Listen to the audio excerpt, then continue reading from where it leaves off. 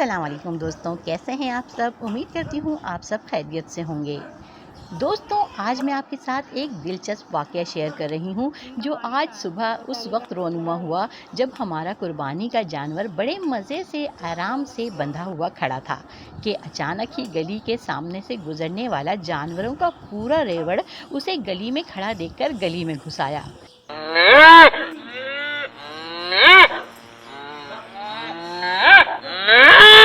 एक साथ इतने सारे अपने जैसे जानवर देखकर हमारे कुर्बानी के जानवर ने पता नहीं खुशी से या गुस्से से जोर जोर से चिल्लाना शुरू कर दिया और रेवड़ के जानवर भी आवाजें निकालने लगे।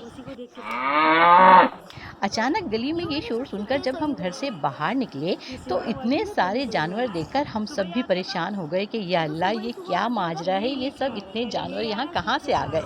और ये शोर सुनकर मोहल्ले के सभी लोग अपने दरवाजे खिड़कियों पर आ गए।